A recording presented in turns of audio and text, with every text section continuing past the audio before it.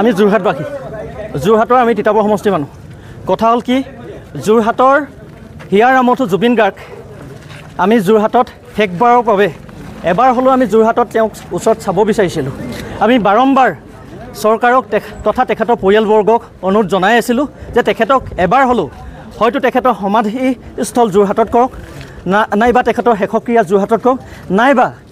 তেখেতক অন্তত এদিনৰ বাবে হ'লেও যোৰহাটলৈ অনাৰ ব্যৱস্থা কৰক এই তিনিটা দাবীৰে আমি বাৰম্বাৰ আহ্বান জনাই আছিলোঁ চৰকাৰ তথা তেখেতৰ পৰিয়ালবৰ্গলৈ কিন্তু আমাৰ কথাৰ কোনো ফল নধৰিল আমি আজি ৰাতিপুৱাৰ পৰা এই পথ অৱৰোধ কাৰ্যসূচী সেইকাৰণে ল'ব লগা হৈছে আমি বৰ্তমান যোৰহাট ৩৭ নং ঘাইপথৰ আপোনাৰ অজন্তা বাইপাছৰ তাত আমাৰ যথেষ্ট সংখ্যক আমাৰ জুবিন অনুৰাগী যুৱ বন্ধুসকলে তাত অৱৰোধ কৰি আছে আৰু সমান্তৰালভাৱে আমি তিতাবতো কৰিবলগীয়া হৈছে এই কাৰণেই যে যিবিলাক গাড়ী মেইন হাইৱেদি যাব পৰা নাই সেইবিলাক আমাৰ ধুদৰালি হৈ তিতাবৰ মাজেদি পাৰ হ'বলৈ চেষ্টা কৰিছে সেইকাৰণে আমি দেখিলোঁ যে যদি আমি তাত বহি থকা কোনো অৰ্থই নাথাকে এইফালে যদি গাড়ীবিলাক পাৰ হৈ থাকে সেইকাৰণে আমি ইয়াতো আমি পথ অৱৰোধ কৰিবলৈ সিদ্ধান্ত ল'লোঁ যিহেতু এতিয়া সময় বাগৰি গৈছে আৰু কাইলৈ 8 বজাত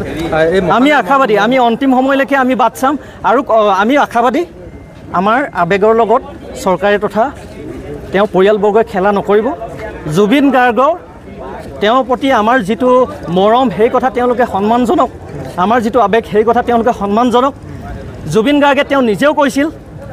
এইখন তেওঁ নিজৰ city this is his town my town আৰু এইখনৰ পৰা তেওঁ এদিন ৰেঞ্জাৰ চাইকেল লৈ ওলাই গৈছিল আৰু এইখনত এদিন তেওঁ ৰেঞ্জ অভাৰলৈ ঘূৰি আহিছে যোৰহাট টাউনলৈ আৰু এই যোৰহাট টাউনখনক তেওঁ নিজৰ আপোন ঠাই বুলি ভাবে আৰু এই ঠাইত হয়তো জুবিন গাৰ্গো হয়তো তেওঁ আত্মাই হয়তো বিচাৰিছে ইয়াতে তেওঁ সমাধিস্থ হওক ইয়াতে তেওঁ কিলিকা শেষক্ৰিয়া হওক ইয়াৰ ৰাইজৰ ওচৰলৈ এবাৰ হ'লেও তেওঁ আহিবলৈ হয়তো তেওঁ আত্মাই বিচাৰিছে কিন্তু তেওঁ এতিয়া ক'ব নাজানে তেওঁ আত্মাৰ লগত আমি কথা পাতিব নাজানো কি কৰিম আমি